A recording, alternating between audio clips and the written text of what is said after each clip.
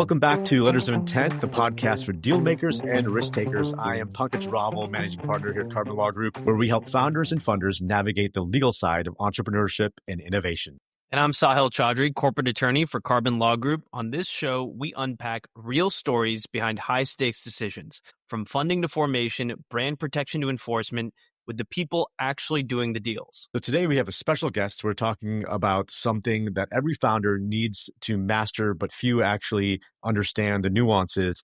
That is branding. Our guest today is a good friend who I've known for probably 10 to 12 years, Cynthia Ferngren. We kind of grew up, started our businesses kind of around the same time. And Cynthia's great, a fantastic brand strategist. I can tell you that wholeheartedly because she's worked with me. We've hired her for some of the projects that we've worked on. So I know firsthand how great she is and how deeply she thinks about these issues. Her portfolio includes billion-dollar giants like IBM, Botox, Neutrogena, as well as worked with a bunch of scrappy startups with a few exits under her belt. She's built, scaled, and protected brands that convert.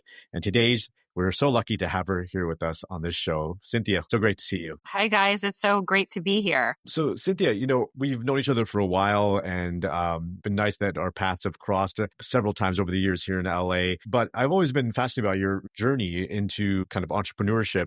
So maybe we can start when you first started going into marketing, branding. What got you interested in branding and marketing, and how did you get your first foothold in the industry? Well, I've always been interested in psychology and the unconscious decisions that are really sort of baked into branding and why people choose certain brands and align themselves with them. So that's really one of the things that at the heart of it that I really love. And I've always been a storyteller, and I feel like brand strategy combines both of those things. Initially, though, I actually started out my career in big pharma, and I actually, for many years, launched pharmaceutical brands. There was a lot of branding and storytelling in it, but it was also doing a lot of analyzing of clinical data. And there was also a lot of science and regulatory and legal stuff associated with it. And it got to a point where I really wanted to break off because I just felt like my personal values didn't align with big pharma. And I really wanted to be able to work with brands that had values that aligned with my personal values, that were trying to create something positive in the world, that were trying to make a mark in a positive way. And so I left pharma, and a lot of people at the time thought I was crazy because there's obviously a lot of money in that space, to start my own thing with the idea of taking everything that I learned of building these billion-dollar pharmaceutical brands and being able to help wellness brands, like clean beauty brands and brands that have purpose-driven brands, and take the same kind of things that I was doing in like those big spaces and from a corporate place to be able to help independent brands. So that's sort of how I got started. And then, I don't know about you guys and how you feel about sort of starting your own practice and what that's been like. But, I think you go into it kind of naively, and then you start out and then you realize, oh my God, there's a lot more to this than I ever thought possible. And it becomes almost just as much of a personal journey and self-discovery and who you are as it is a business journey. And it really teaches you to be able to kind of hang in there and what you're personally made of, and to persevere and all of these things along the way, like when you're first getting started, because you can't hang your hat on a title or a corner office or any of those things. It's really just you at the end of the day. So here I am. It's been, gotta think, like 12 years now, and I'm still at it. So that's just kind of a little bit about how I got started and why. Amazing. And to me, I think one of the things that I really love about it is to be able to help smaller brands and brands that are just getting started. To me, I think one, from a branding perspective, that's where it's so much fun to be able to kind of start with a blank sheet of paper. But also I feel like those are the people that need the most help. And so just knowing that I'm actually helping somebody's dream come true, just on a personal level, feels really satisfying. Absolutely. No, that's amazing to hear, because I think we've interviewed other people on the podcast too. And I think a common theme we see is a lot of people leaving corporate or leaving big jobs, big titles to take a risk. We happen to be counsel for risk takers and deal makers. So this is definitely on brand for what we're doing when we're talking about branding. So it's great to hear, like, making that jump is not easy. What was it? Was it something that you just dissatisfied with the corporate world, or was it really that something that pulled you to working with these smaller brands, these startups, that was so intriguing to you? What a great question. I think, to really be transparent, I feel like corporate, it tends to promote honor the mediocre and somebody that has a unique idea that wants to do something disruptive, that has an idea that is really different. Corporate's typically not for them. And I am definitely somebody, like I'm a creative thinker. I'm somebody that's always trying to, like, when it comes to a brand, do things differently, look at it differently. Just doing same thing over and over again was just not enough for me. And in the corporate space, it's just not a good fit. So after years of that, I just felt like I had to shrink back, like who I was, both as an individual and also from a professional perspective, that I had all of these great ideas that weren't able to be realized. And it got to the point where I felt like part of my soul was kind of dying, like that creative part of who I was that very much lights me up. And that's why I love what I do, because I really love creativity. Is not just designing. It's like about problem solving and thinking about things in a different way and trying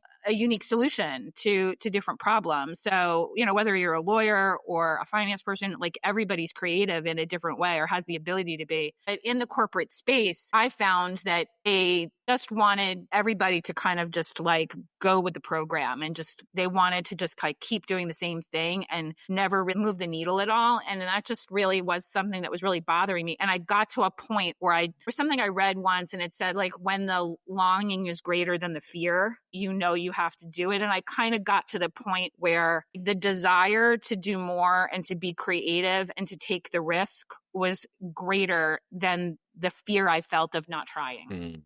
I love that. I love that. So on that note, I do want to ask, founded your own firm. You earned a top 1% spot on Upwork, perfect 5-star rating. That means that you have a sense of who your client is. How did you achieve that level of understanding of your client? Did it take time to build that customer profile? Can you tell us a little bit about your relationship with building your agency and finding your market? Such a good question. Yes, it takes time. I think when it comes to entrepreneurship, one of the biggest lessons I have found is that everything takes a lot longer than you want it to. So like having patience is like a huge thing. And so in the beginning, I didn't even know what I wanted to offer in the beginning. I started out with saying yes to everything. Like Pankaj and I actually met because he needed a bunch of emails done. And I said, I do emails. Like I just said yes to everything in the beginning. And as I started to say yes to things, I started to realize, okay, I might be able to do all of these things, but not everything is in my genius zone. And,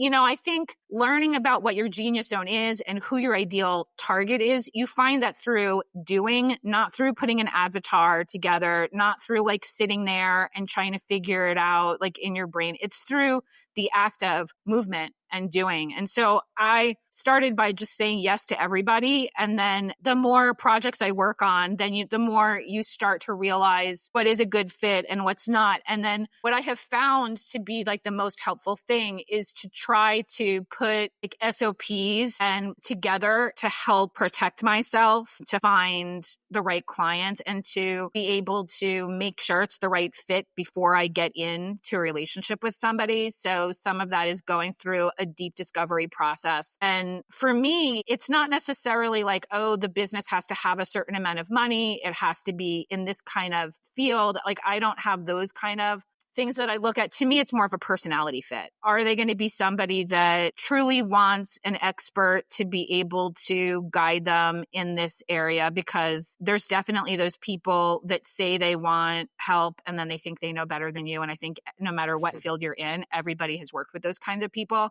And that's not the right fit for me.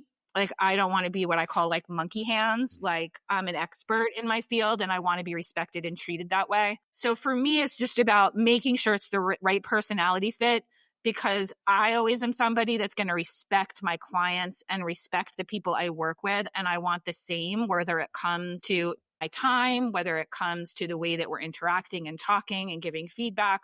All of those kind of things, it's important. So I just make sure that I go through, because I feel like when you're first starting out, you get so nervous about where am I going to get clients from that you tend to undervalue yourself. I think that's just natural for all of us. And I definitely went through that where, when I look at some of the things that I was charging in the beginning, it's crazy. And the things that I said yes to, I was afraid to create boundaries for myself. I was afraid to say no to certain things. I was afraid to say, so I would have clients that would not have boundaries and not respect the scope of work the time, all of those things. And I was like scared to say no and to be able to honor boundaries myself. And so it was kind of learning that, I feel like, was one of the most important lessons when I came to kind of finding my ideal client. And I feel like once I started to, and everybody says this, and when you're starting out, you never take the advice. It's one of those things that you have to learn through the doing. Yeah. And it's like when I started to charge what I was worth, when I started to create the boundaries, all of a sudden my clients changed, right? Like when I started charging the fees of what I really felt like it was worth, then all of a sudden the high value clients would show up, right? But when when I was just kind of saying yes to anything, that's where I was getting a lot of people that weren't the right fit. So I don't know if that answers the question. That's actually, I think, really great advice for anyone in any industry. I think that's very, very helpful. And it takes a lot of confidence too to apply that philosophy. And I do want to get in a little bit more to your professional philosophy. You're in a space that blends data, art, emotion, psychology. How do you bring those two sides of your brain together to problem solve? It's such an interesting question. To me, it all starts with the data. I feel like data is so important. So for me, in my space, it's really trying to uncover what I like to call the culture code or the zeitgeist of whatever audience that we're trying to tap into. What is that cultural moment in that space? What are the problems that are keeping them up at night? What are they thinking collectively that maybe is an insight that we can tap into? So it's really kind of trying to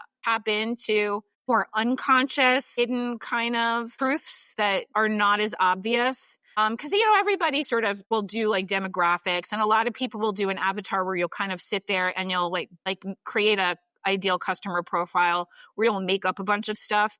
And to me, I find like that's not helpful. Let's actually find out what's really going on so that we can base the storytelling on insights that are really going to resonate on a deeper level. And when you look at brands that really do that, those are the brands that like can create that viral moment. Like Nike Just Do It is always one of the classic examples. They tapped into something that it's like, the brand isn't for athletes. The brand is for people that want to be athletes. Like it tapped in to this idea of the middle-aged, like average person. It wakes up before they have to go to work and goes running and does it anyway. It's like that just do it thing, like tapped into that thing. It's like, you don't always want to exercise or want to go for them, but do it anyway. Like that was sort of this thing that like the everyday person could really resonate with, that they were able to tap into. That's kind of where I always start. Because once you understand what is in the hearts and minds of the audience that you're working with, and this can relate to any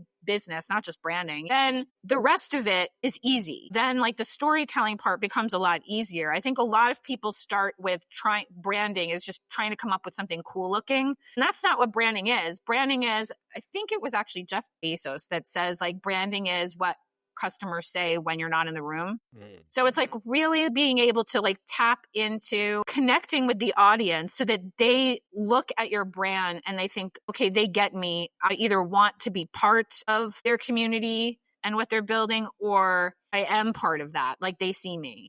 Yeah. I mean, yes, you raise a good point, because I think just also differentiating and understanding the different parts of marketing and advertising, branding, like, could you break down for us, like, what is the difference, or maybe some examples of branding versus marketing versus advertising? Because I think they're probably concentric circles of some sort, but I'd love to understand how they relate and how business owners, entrepreneurs should be thinking about each of those. It's a great question. So for me, branding and marketing go together. A lot of people see them as completely different things.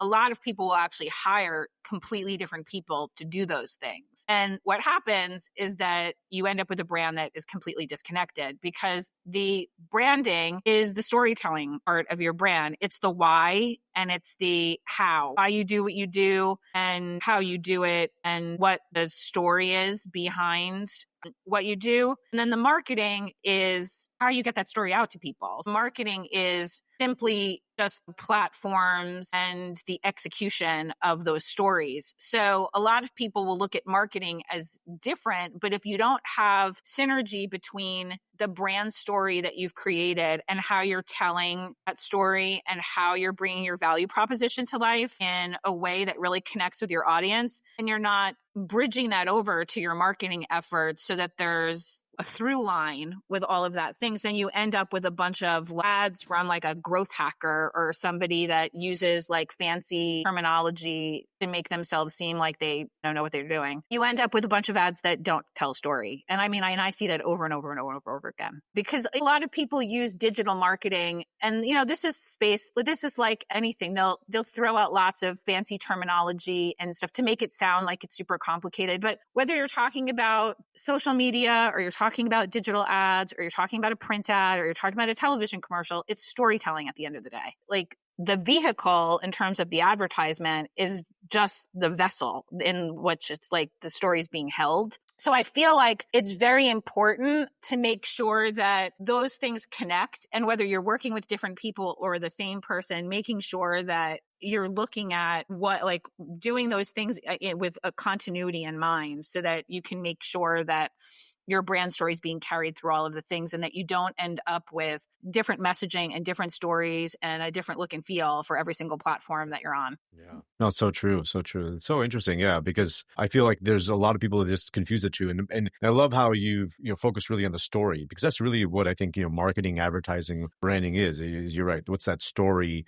I do a lot of trademark law, and that's really the idea behind a trademark, is like a source identifier. What's the story that people are buying into when they see a brand, right? If I wear Nike, all of a sudden that's identity. That's something that, like, I'm identifying with that brand, and I'm, like you said, part of that membership, that part of that group, that affiliation, and that kind of gives me some identity, which is interesting. I think how that plays out sometimes is good and bad, right? But we see brands everywhere, right? I mean, the FBI is a brand, the government, the U.S. government is a brand, right? Like, you have brands, Saudi Arabia is a brand, right? Like, there's all these companies and countries that are brands, and they evoke certain emotions in people, on a very superficial level, or even the kind of basic emotional level too. I think it's really important to understand, even you as an individual, what is the brand that you're embodying, and also your company, what is the brand that it's conveying when people think about you? How do you judge that? How do you gauge that? Like, how do you know how people feel about you as a brand, or your company as a brand? Well, for me, it's all about trying to have touch points along the way. So when I start working with a client, I'll do a bunch of research, both qualitative and quantitative, with the audience that we're talking to be able to tap into some of these insights. But then once we start building the brand, we still want to keep doing that, because you're always learning and always evolving. So, and that can be done just whether it's through simple A/B tests that you're doing in a digital kind of thing. It can be done through surveys. It can be done through like events where you actually get to talk to your audience, or engaging on social media. I mean, there's a lot, like, now with digital. I mean, I think one of the things that's really interesting and what has shifted in the past 10 years is a brand isn't a one-way conversation anymore. It used to be a brand would come up with what they wanted you to believe about the brand, and then they would push it out through TV and print, like, years ago. And you never had an opportunity as a customer to interact with the brand. And that's not the case now. Now, the brand is part of the messaging and the story, but the other part is what the customer is saying about you online. You go onto TikTok, and there's tons of creators, these young creators that are amazing storytellers, and a brand story can take on a life of its own just by what the customers are thinking. So I think just through social listening and being able to really engage in your audience and how they're talking about things, like, there's so much that you can learn about your audience just by engaging with them, whether it's online or in person. Now, brand have so much opportunity now, because now you can be a super small brand, and just by being really scrappy and doing some like things online to interact with your customer, you can get so much learning that years ago was only reserved for big, huge brands. Absolutely. Absolutely. That makes perfect sense. Yeah. So I want to pivot a little bit now to something that you and I have chatted about at length over the years, something that we kind of showcase on our website, as well as you, I feel like, have a really strong understanding of, which is design thinking.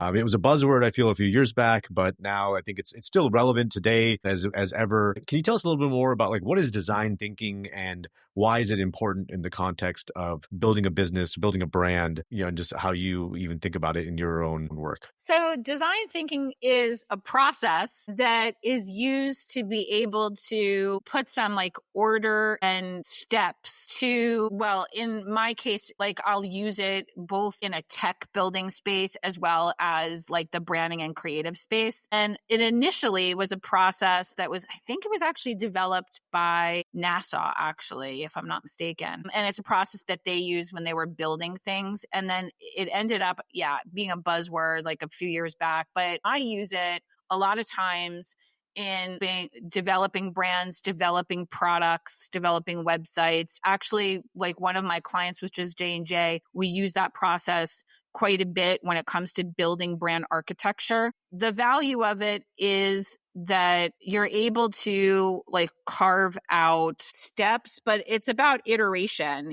so it's about taking an idea. It's about starting with a problem, which is always what you want to do, and then trying to come up with solutions for that problem so that you're not going to the end of, well, we're going to build X. You're starting with a problem in mind of how can we actually solve that and what are some ways to solve that, and going through workshops and collaboration with people from different backgrounds, because like for you guys, like you and I could do design thinking, and like you guys might come at it from would have a totally different point of view and would maybe point out like obstacles and barriers that we would have to overcome that I wouldn't think of, and vice versa. So having a team that are co-collaborating, that have different points of view and coming together to do these like workshops where we're looking at what some of the problems are and how to solve them from our own perspective, and then taking that and iterating on it to be able to then come up with a product that you can then test in them, or coming up with a brand or a message that you can then test in the market. And then as you learn from the audience, and you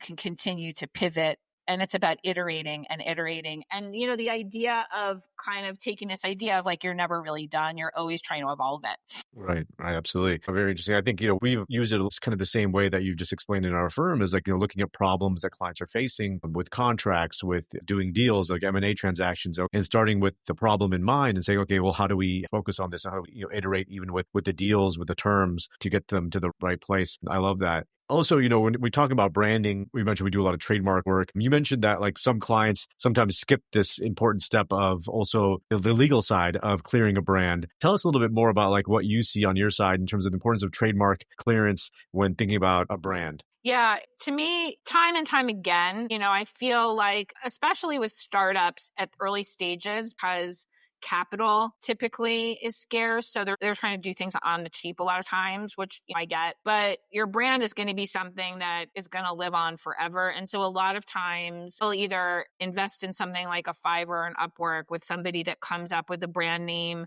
and a logo, and they start the creative process and don't bother to actually clear it with a lawyer. And then it turns out that name or the mark or whatever that they've come up with is already taken by somebody in the space. Or they'll skip over the creative process and they'll go right to a lawyer and they'll just say, oh, can you get this name cleared? And it doesn't have any kind of meaning or strategy that it's linked to. And either way, you wind up with problems. And I've seen them both many times. And so with the first one, where they start down the road because the creative is the fun part, and that's the part that everybody wants to do, and they don't pay attention. And then they get it to a point where they've spent quite a bit of time and money coming up with something that they've now have an emotional connection to and they love. And then they bring a lawyer in most of the time because I've said, hey, did we get this checked by somebody? And then it turns out they can't use it. And now they have a whole bunch of people on the team that have seen it and fallen in love with it. That obviously is a big problem, because then you kind of have to undo it and start from scratch. And the other way is a problem too. And I think it brings up a good point that you and I have talked about many times, is the importance of collaboration and having partners. Like, one of the things that I think is great is that when I run into these problems, I can always refer them to you, because I know that you understand design thinking and that you understand the idea of how can we be creative in trying to come up with some alternatives for somebody that are a little bit thinking it's not just an email saying, nope, sorry, it's taken, which I've seen quite a bit from a lot of other other lawyers who don't have the same philosophy as you guys have, it can really cause a lot of problems because they can end up racking like a lot of hours with a lawyer that's like just basically saying no, but isn't providing any help creatively about how to solve the problem. Right. No, so true, so true. And that's something like, we pride ourselves on. And given my background in design and design thinking, there's an area, there's a reason why I'm also interested in trademark law, because it really is a great intersection of branding, design thinking, and also the legal side of things, understanding the legal nuances of getting a trademark. And there's a lot of nuances there that people should be aware of. Sahil, I think you had some questions kind of just to get some insight on and suggestions for new founders and new companies. Yeah, exactly. Brand building, it can be considered a very risky business. I mean, especially when you compare it to, we were talking about working corporate, you're kind of protected from having to take these kinds of risks. And building a brand can be considered even more risky because it's very capital intensive. You're building this intangible asset of intellectual property. I wanted to ask if you could give us a couple war stories of yours of building a brand to a successful exit or successful licensing deal. And I know you have probably a lot of confidentiality agreements around this, but if you have a couple you could share where you watched a brand go from that seed stage and then totally bloom and be able to access the business opportunities that come from building a brand successfully. Sure. Yeah.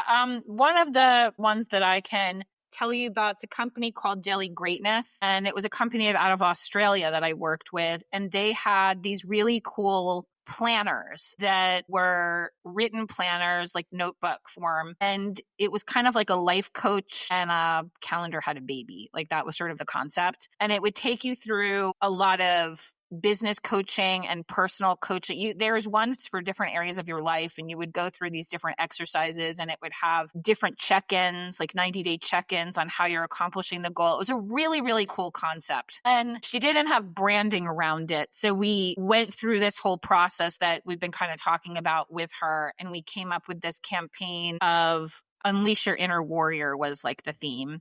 And it was all about tapping into that hero's journey and kind of paid some homage to like Joseph Campbell and some of his work on using her tools to kind of go on your own internal exploration and journey to become your own sort of inner hero. So that was sort of the theme of the campaign.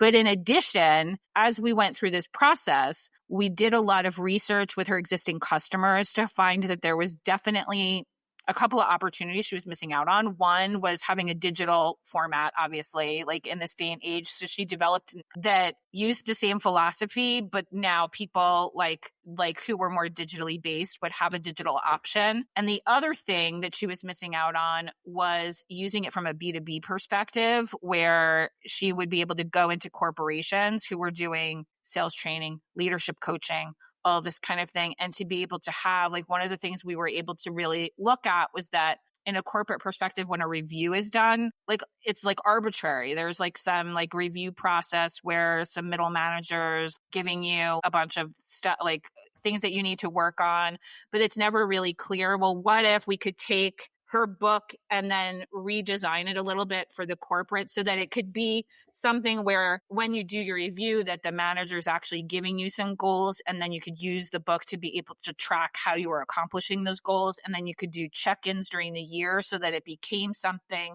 of a log that companies would have, where it could be something that an employee could use to work with their management team to really be able to improve their performance on. So that idea was something that came out of the strategic process. And we talked a little bit before about the importance of how storytelling and marketing kind of intersect. And that idea came out from that process. Like, it was an idea that when I was doing the research for the marketing, that became something out of it. So it was an idea that I incorporated into the brand strategy and the marketing strategy part of it. And it ended up becoming a huge thing where they ended up getting a ton of really big licensing deals with some really big companies in Australia, including some government, like Australian government contracts. And they ended up doing an exit, a very successful exit as part of that. So Wow. it was something I was very proud to be part of. Yeah, it was really cool.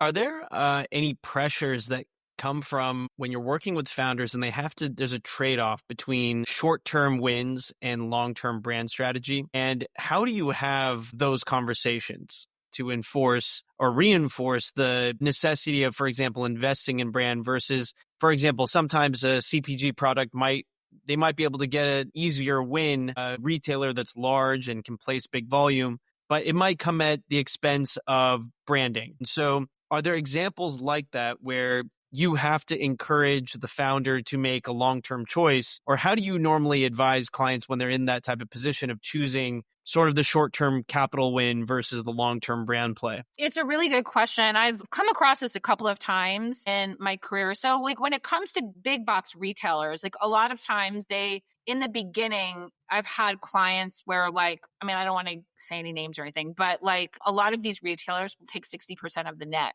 in the beginning with smaller. And that's because you're relying on them. And it's just as much when you're doing these deals with big box retail, everybody thinks like you get on shelf and that's it. But the reality is that you actually have to have a strategy to get people in the store and get your product off the shelf. Otherwise, you're not going to be able to get rebooked. And a lot of times these smaller brands will try to get into big retailers way, way, way before they should. And to do it right, you should absolutely build your own brand, build up a following, build up your own e-commerce thing where you can actually have data and numbers so that you have more leverage when you're going in to be able to do a deal with like a big retailer or something like that. Because ultimately you'll have a longer relationship. Because I've had a lot of clients, they'll do like a deal with a big grocery store or something like that, and they'll get their products on there with a few stores. But because they don't have the big following yet, they're not able to move product off the shelf. So if you do a deal too soon, you're risking like ruining an opportunity with like a big retailer that could end up being like a national deal where they're going to want to put you into stores. If you can't get them off, like your brand off stores and a few stores, they're going to put your product on the bottom shelf and then you're not going to get it out. So timing's big. Yeah. And it's always better to try to build up a little bit of success on your own through e-commerce and social media, and to be able to come with some metrics to be able to show how much product you've been able to move, and where you have relationships with some influencers and you have like your social media brand kind of figured out and some presence on social media, and you have sales that you're doing online in your store, because you'll be able to do a better deal too, where you can negotiate when they say they want 60% of the net.